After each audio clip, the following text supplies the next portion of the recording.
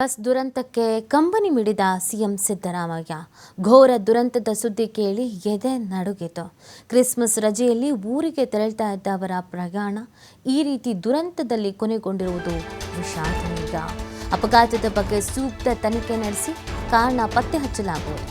ಮೃತರ ಆತ್ಮಕ್ಕೆ ಶಾಂತಿ ಸಿಗಲಿ ಅಂತ ಪ್ರಾರ್ಥಿಸ್ತೇನೆ.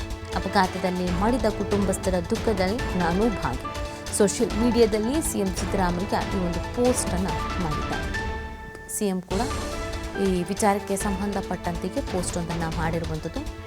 ಅಪಘಾತದ ಬಗ್ಗೆ ಸೂಕ್ತ ತನಿಖೆ ನಡೆಸಿ ಕಾರಣ ತಿಳ್ಕೊಳ್ತೀವಿ ಅಂತ ಹೇಳಿದ್ದಾರೆ. ಇದು ಸಿಎಂ ಸಿದ್ದರಾಮಯ್ಯನವರ ಪೋಸ್ಟ್. ಚಿತ್ರದುರ್ಗದ ಬಳಿ ಸಂಭವಿಸಿದ ಲಾರಿ ಮತ್ತು ಬಸ್ ನಡುವಿನ ಅಪಘಾತದಲ್ಲಿ ಹಲವು ಪ್ರಯಾಣಿಕರು ಮೃತಪಟ್ಟಿರೋದ್ರ ಬಗ್ಗೆ ಮಾಹಿತಿಯನ್ನು ಪಡ್ಕೊಂಡು ಈ ಥರವಾಗಿ ಪ್ರತಿಕ್ರಿಯಿಸಿದ್ದಾರೆ. ಇನ್ನು ಅನೇಕ ನಾಯಕರುಗಳು, ರಾಜಕೀಯ ಗಣ್ಯರು ಕಂಬನಿ ಮಿಡಿದಿದ್ದಾರೆ. ಇದೊಂದು ಅತಿ ದೊಡ್ಡ ದುರಂತ ನಮ್ಮ ಕರ್ನಾಟಕದಲ್ಲಿ ನಡೆದಿರೋದು.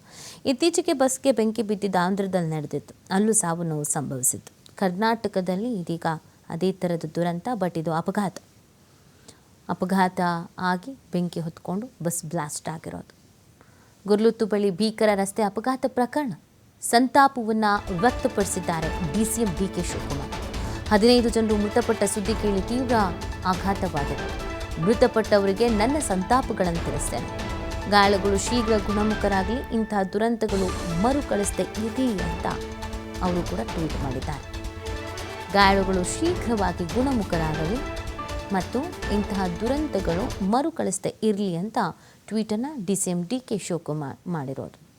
ಮೃತಪಟ್ಟ ಸುದ್ದಿ ಕೇಳಿ ತೀವ್ರ ಆಘಾತವಾಗಿದೆ ಅನ್ನೋದನ್ನು ತಿಳಿಸ್ತಾ ಇದ್ದಾರೆ.